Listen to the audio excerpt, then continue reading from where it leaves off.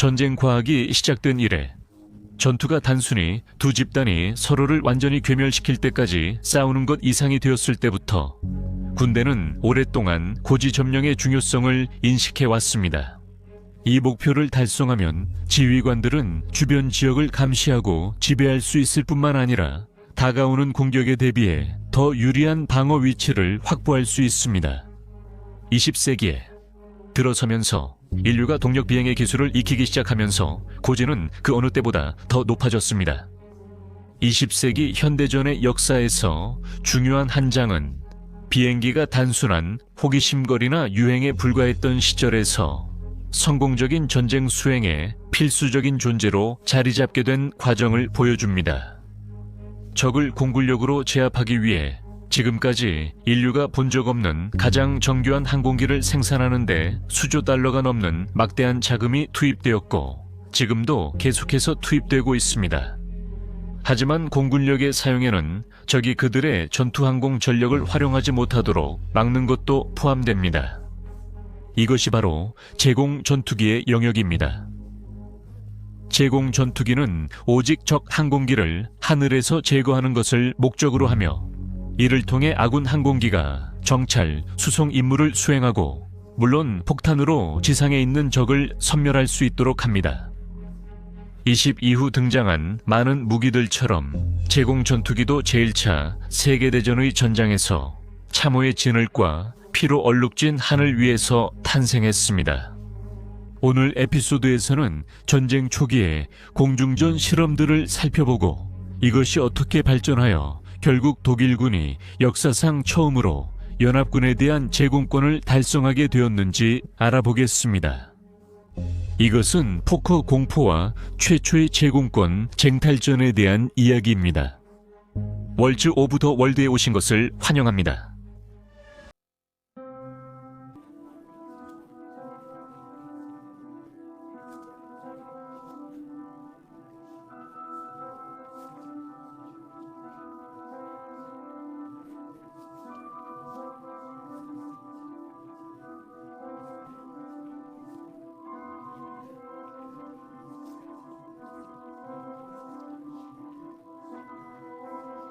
모든 주요 교정국들은 자국의 육군과 해군 내에 전담 항공부대를 창설하여 항공기를 운용했지만 그들의 보유 항공기 대부분은 겨우 비행이 가능한 수준이었고 검증된 항공기라기보다는 실험기나 시제품에 더 가까웠습니다.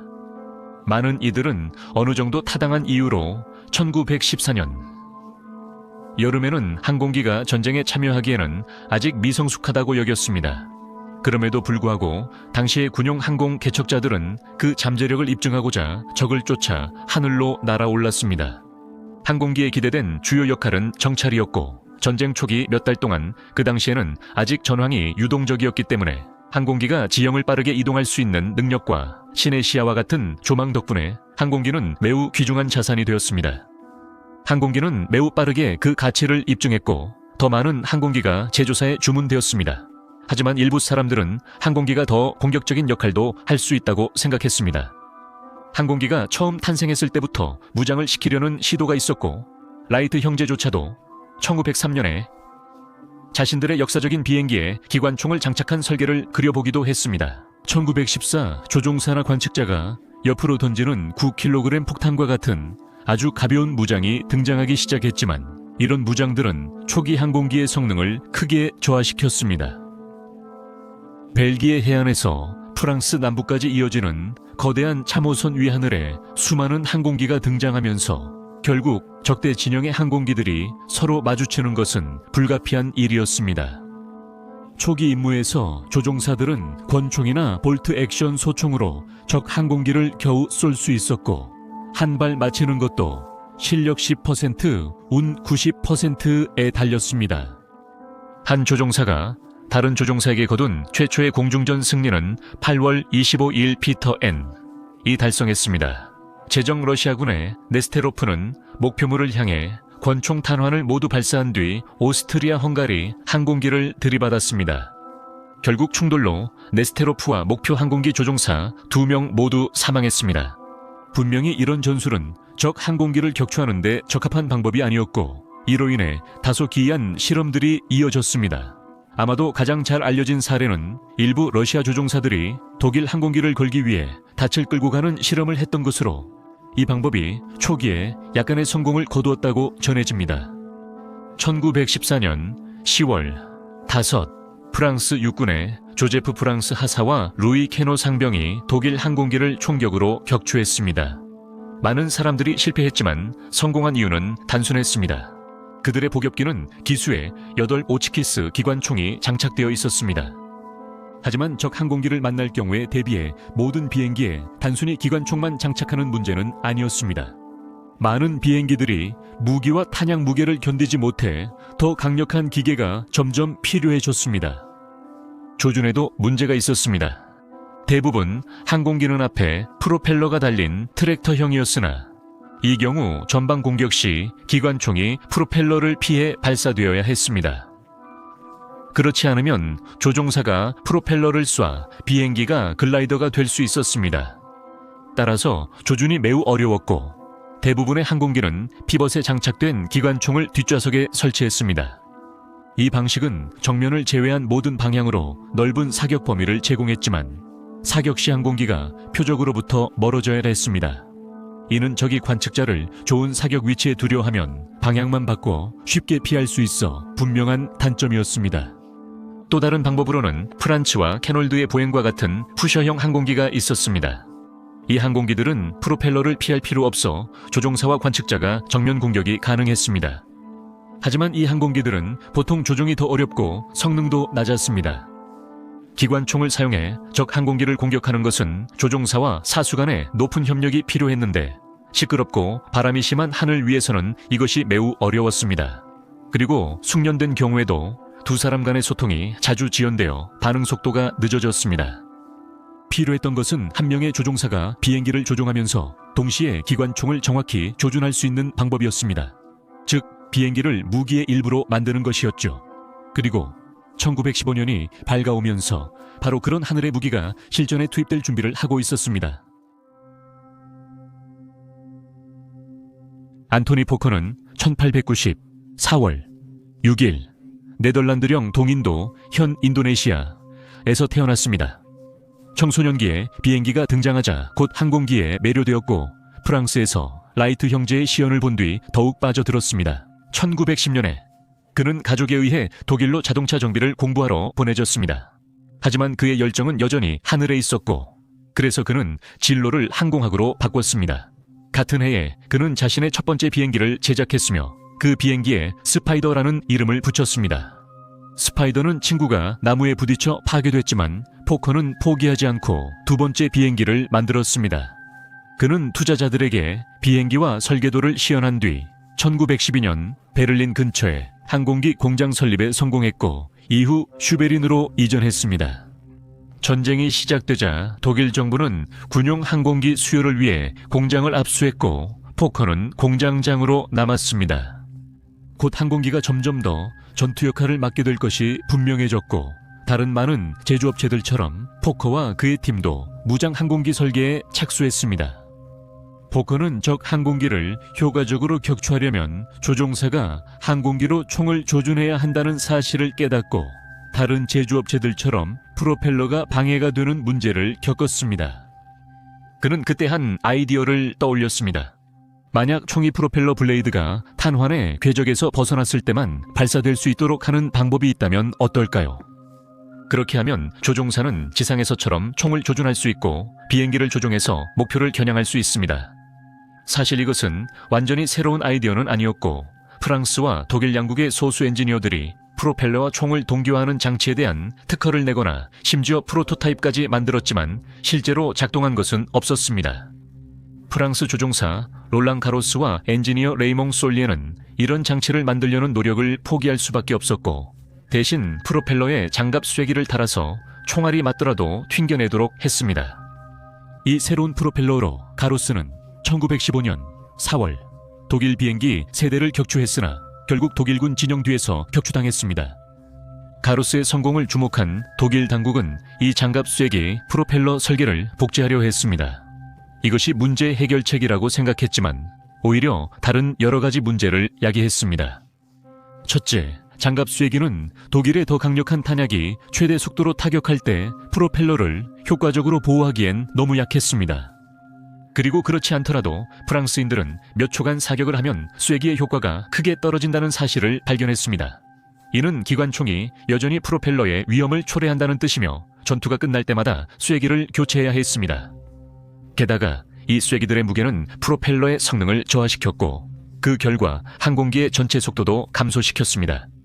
포커는 독일 항공기용 쐐기 복제 요청을 받은 여러 기술자 중 하나였으나 그 쐐기에 크게 감명받지 않았습니다.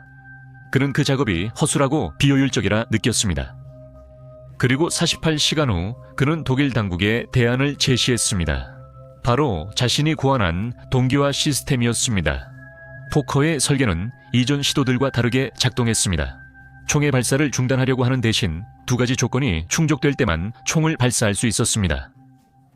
반가쇠가 당겨지고 프로펠러가 비어있을 때였습니다. 이 두 조건이 충족되지 않으면 메커니즘이 작동하지 않아 프로펠러가 지나가고 조건이 갖추어지면 무기가 다시 발사됐습니다. 한때 그는 그 48시간 동안 이 시스템을 처음부터 설계했다고 여겨졌습니다. 아마도 가루스의 항공기에 남아있던 솔리에의 설계 잔해에서 영감을 받았을 것이라고 생각되었지만 현재는 그가 이미 가루스가 격추되기 전부터 이 작업을 하고 있었던 것으로 널리 받아들여지고 있습니다. 이 이야기는 수년 후 포커의 전기에서 언급될 때 허구로 밝혀졌습니다. 제안의 깊은 인상을 받은 독일 최고 사령부는 시연을 요청했고 그래서 안톤 포커는 자신이 설계한 장치를 독일군을 위해 자사에서 생산하던 포커 MOK 단좌 단엽기에 장착하기 시작했습니다. MO 시리즈 단엽기 설계 시 포커는 프랑스 모랑 솔니에 H에서 많은 부분을 차용했습니다.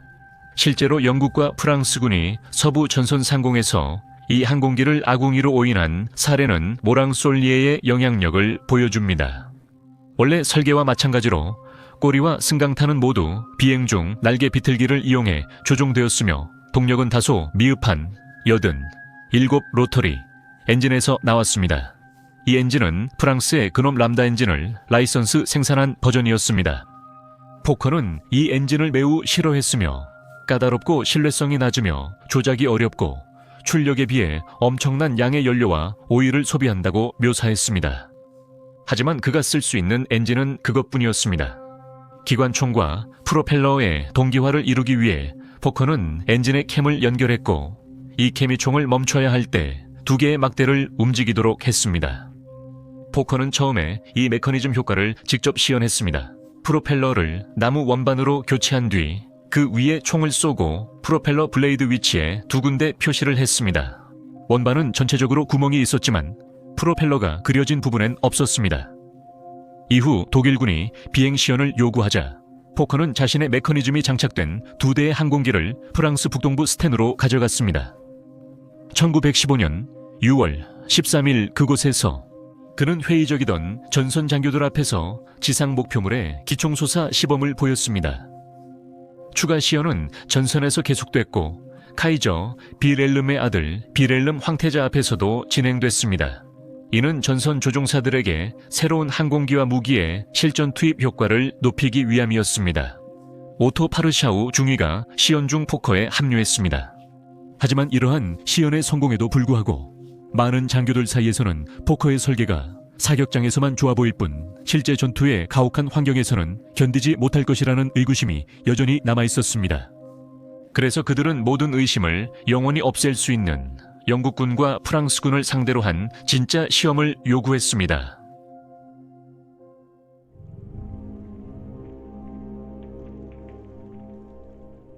MOK와 그 메커니즘의 작동에 대해 가장 잘 알고 있었고 물론 자신의 명성이 걸려 있었기 때문에 포커 자신이 이 전투 시연을 직접 수행하는 것이 당연했습니다. 하지만 이것은 문제를 일으켰습니다. 왜냐하면 그는 독일을 위해 일하고 있었지만 실제로는 네덜란드 시민이었고 네덜란드는 전쟁에서 공식적으로 중립국이었기 때문입니다. 이 점을 무시하고 포커는 독일 군복을 입고 가짜 신분증을 소지한 채 일주일 동안 자신의 항공기를 몰며 세계 최초의 진정한 전투기에서 최초의 실전 전투 공중 순찰이라고 할 수 있는 임무를 시작했습니다. 그는 격추되거나 기계적 결함으로 인해 자신의 혁신적인 설계가 서방 연합군에게 넘어갈 수 있는 상황을 대비해 독일 진영 상공에 머물렀습니다. 대신 그는 독일 참호를 내려다보는 영국이나 프랑스 정찰기를 찾으려 했습니다. 이 비행들 동안 정확히 어떤 일이 있었는지에 대해서는 기록마다 다릅니다. 어떤 기록에는 그가 공격할 항공기를 찾지 못했다고 하고, 다른 기록에는 독일 진영을 넘어오는 프랑스의 2인승 정찰기를 발견했다고 합니다. 그는 위에서 공격하려 했지만 2명이 타고 있는 항공기를 향해 반가쇠를 당길 수 없음을 깨달았습니다. 그래서 그는 프랑스 항공기가 방해 없이 비행하도록 두었고, 착륙 후 동료에게 이제부터 살인은 독일인에게 맡기겠다고 말했다고 전해집니다.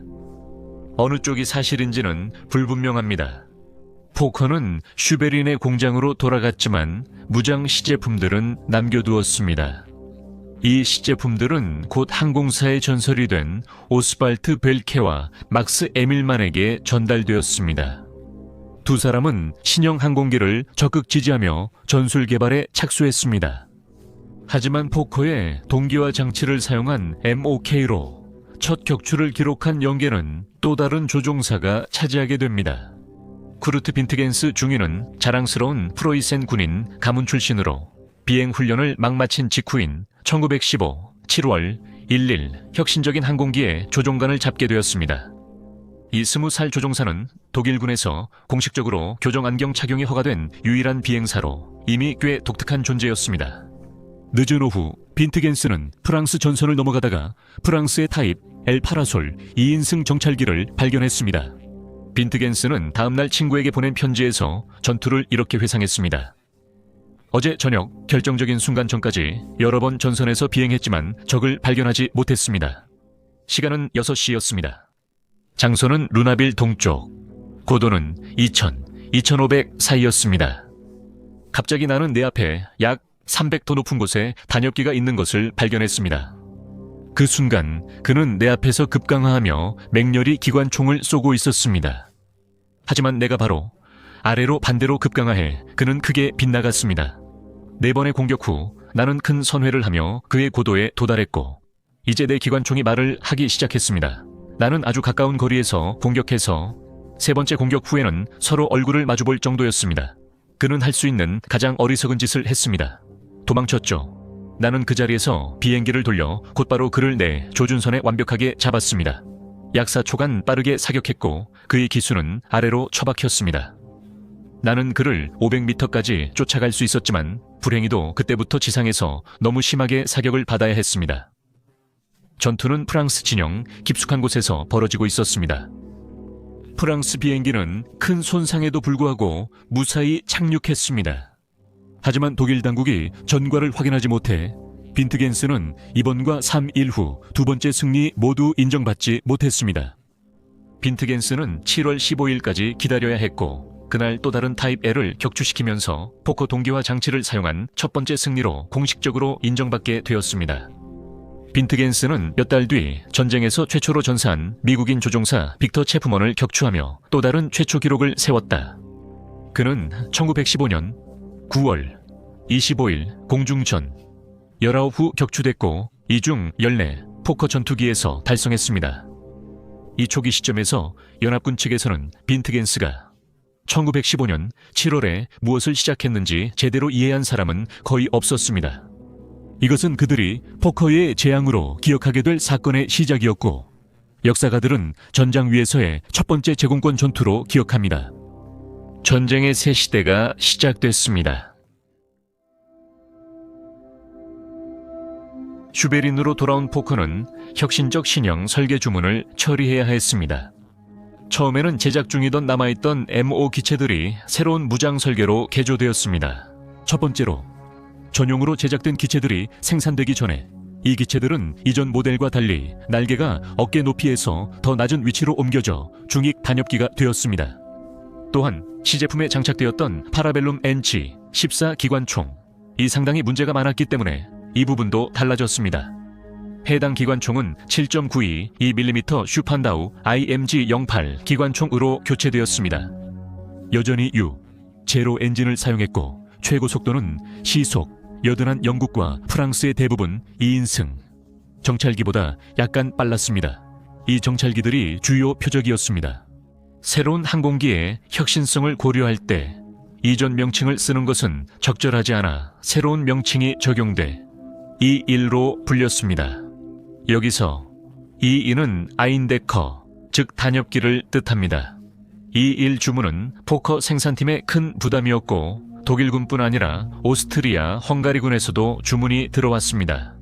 네덜란드인은 이로 인한 스트레스에 더해 엔지니어 아우구스트 오일러가 1912년 기관총과 항공기 프로펠러, 동기화 특허를 주장하며 법적 소송까지 제기해 어려움을 겪었습니다. 생산팀은 수요를 맞추기 위해 고군분투했습니다. 포커가 직원을 늘렸지만 아인데커는 슈베린에서 전선 비행 부대로 느리게 배치됐습니다. 항공기가 전선에 도착했을 때 효과적 운용 방법에 대한 논쟁이 계속됐습니다. 결국 소수의 아인데커를 정찰 부대에 배치하기로 결정되었고 보통 다른 항공기 6대마다 한 대씩 배정되었습니다. 공중전 훈련 프로그램이 공식적으로 없었기 때문에 아인데커가 처음 운용되던 몇 달 동안 가장 경험 많은 조종사들이 정규 임무 사이사이에 번갈아가며 아인데커를 조종했고 그 경험을 동료들에게 전수하여 전문성을 쌓아갔습니다. 오스발트 벨케는 전과뿐만 아니라 현장에서 익힌 전술을 체계화해 가르치는 능력으로 공중전 대가가 되었습니다. 벨케의 첫 승리는 비트겐 첫 교전 3일 뒤였으나 아인데커에서가 아니었습니다. 1915년 7월 나흘 그는 관측자와 함께 알바트로스 C1기, 몰타 또 다른 프랑스 타이펠 파라솔 정찰기를 발견해 격추하는 데 성공했습니다. 8월 19일에 그는 아인데커로 영국 복엽기를 격추하며 전과를 크게 늘렸습니다. 연말까지 5대의 항공기가 추가로 그의 총에 격추되었습니다. 이는 이전 공중전의 비효율성을 생각하면 대단한 성과였습니다. 벨케는 최초의 공중전 규칙을 만들었고 많은 규칙이 현재도 적용됩니다.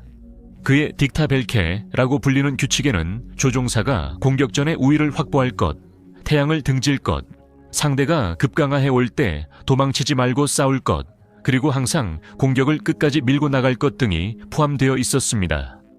벨케, 에밀만, 빈트겐스 등 초기 전투기 개척자들은 곧 영국과 프랑스 비행기와 교전하는 전술을 완성해 갔습니다. 가능하다면 그들은 목표물의 뒤쪽과 위쪽에서 공격을 시작했는데 이 방법이 다른 방향보다 더 오래 조준하고 목표물을 맞추기 쉬웠기 때문입니다. 이인승기의 관측수들도 종종 자신만의 무기를 가지고 있었기 때문에 기습 역시 중요한 요소였습니다. 단 한 발의 운 좋은 소총탄이 아인데커의 중요한 엔진 부품을 맞출 수도 있었고 더 나쁘게는 훨씬 더 중요한 조종사를 맞출 수도 있었기 때문입니다. 아인데커가 그 조상인 모랑과 비슷하게 생긴 점도 확실히 도움이 되었습니다. 연합군 조종사들은 때때로 독일 비행기를 아궁이로 착각하곤 했기 때문입니다. 목표물의 조종사와 관측수가 뒤에서 아인데커를 발견해도 포커의 혁신적 메커니즘은 여전히 영국과 프랑스에 비교적 덜 알려진 요소였습니다. 많은 연합군 조종사들은 독일 비행기가 뒤에 있어도 독일 조종사의 프로펠러가 총알을 막아줄 것이라 믿고 안전하다고 느꼈습니다. 그 잘못된 안전감은 총알이 몸을 관통하기 전까지 계속됐습니다. 이상적인 상황에서도 목표물이 공격에서 살아남을 가능성이 있었기 때문에 아이멜만은 두 번째 공격을 가능하게 하는 기동을 고안했습니다. 이 기동은 아이멜만 턴으로 알려지게 되었습니다. 목표물을 지나친 후 아이멜만은 적 항공기 위로 다시 상승했고 거의 실속에 가까워진 꼭대기에서 방향타를 최대한 사용해 자신의 비행기를 돌렸습니다. 이렇게 해서 그의 아인데커는 적 항공기를 향해 아래로 급강하 공격을 다시 할 수 있게 됐습니다. 이 기동은 이후 전투기 조종사들에게 널리 채택됐습니다. 하지만 새로운 독일 전투기 조종사들에게 상황은 여전히 이상적이지 않았습니다. 프로펠러를 통과해 사격할 수 있는 혁신적인 능력에도 불구하고 아인데커는 여전히 1915년에 구식 항공기 설계였으며 여든 엔진의 심각한 출력 부족에 시달렸습니다. 앤서니 포커는 이를 일찍이 인식하고 이미 개량형 개발과 테스트를 시작했습니다. 이 개량형은 더 강력한 100 로터리 엔진을 장착했고 날개 길이도 줄어들었습니다. 이 두 가지 개선 덕분에 최고 속도는 시속 87달했지만 상승률이 떨어졌고 조종사들은 기존 모델만큼 조종이 쉽지 않다고 보고했습니다. 포커 EA로 명명된 이 항공기는 기존 모델과 함께 생산되었습니다. E1은 54대, E2는 49대가 생산됐습니다. 손실이 지난달보다 급증하자 연합군 지휘관들은 새로운 상황을 인식하기 시작했습니다. 아인데클의 격추수가 증가한 것은 전선에 배치된 항공기 수가 급격히 늘어난 덕분이었습니다. 이 항공기의 유용성이 입증되면서 특히 영국에서 항공기 생산이 급증했기 때문입니다.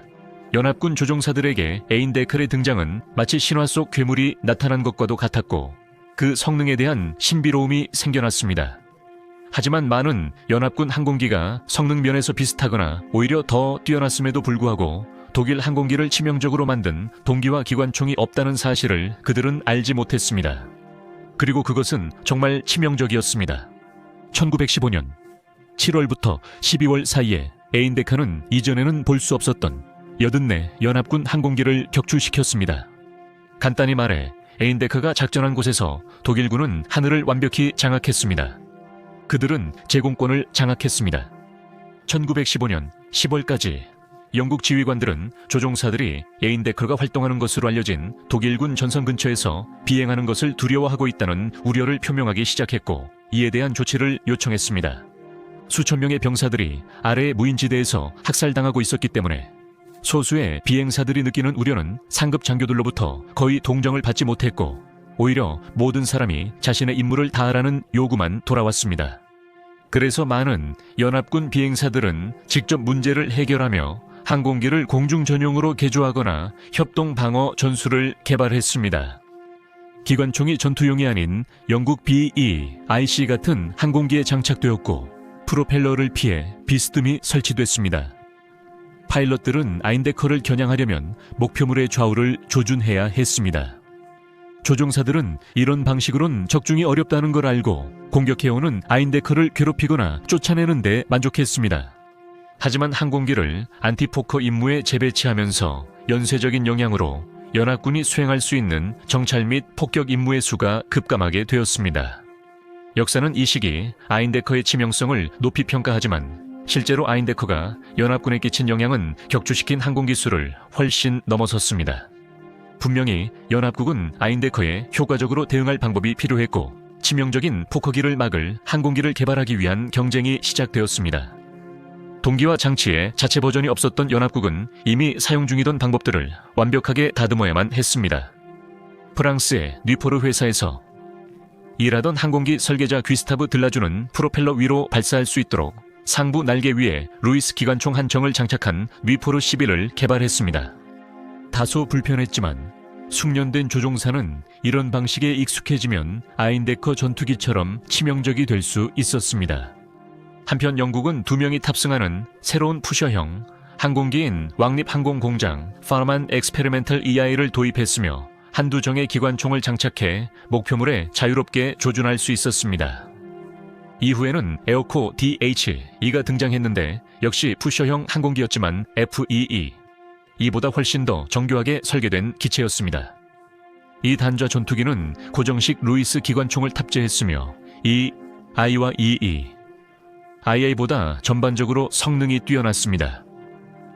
안토니 포커 역시 가만히 있지 않았고 1915 말까지 자신의 항공기 E-3 변형을 개발하고 있었습니다.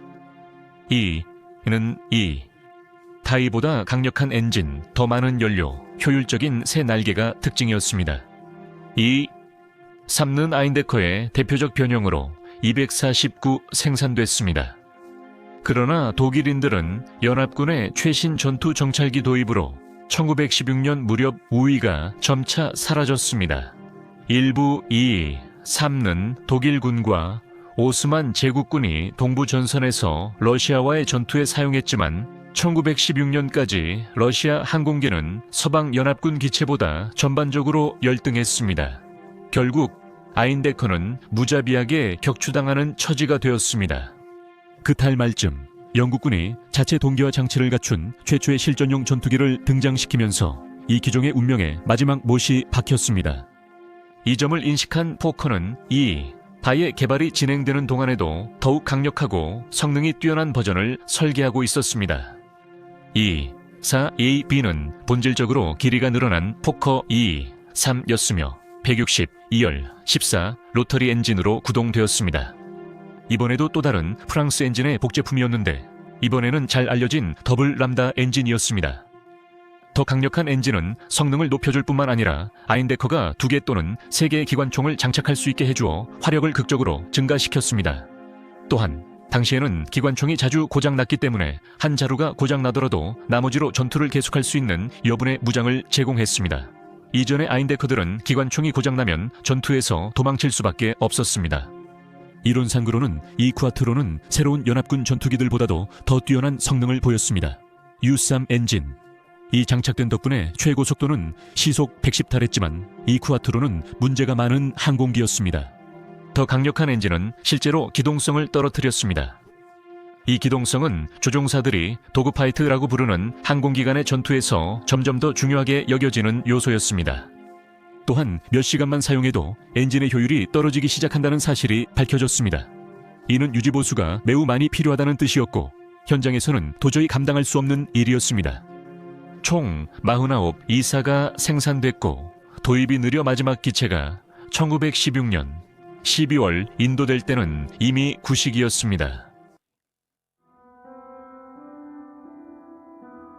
포커 스커지, 포커 스커즈 라는 용어는 아인데커 무력화 후 언론이 만들어냈으며 이후 연합군 공중전의 어두운 시기를 묘사하는 데 쓰입니다. 그 시점부터 모든 주요 공중작전에는 적기를 격추하기 위한 전투 정찰기가 투입되었고 1916년 이후로 공중전은 점점 더 치열하고 복잡해졌습니다. 포커와 그의 회사는 계속해서 독일군을 위해 항공기를 제작했으며 여기에는 아마도 전쟁 전체에서 가장 유명한 항공기인 독특한 포커 DR-1 삼엽기가 포함됩니다. 이 삼엽기는 전설적인 만프레트 폰 리히트호펜, 즉 붉은 남작이 탔던 기체이기도 합니다. 포커나 벨케, 그리고 그 초기 전투기, 조종사 개척자들 누구도 이후 수십 년 동안 공중전이 어떻게 발전할지 상상조차 할 수 없었습니다.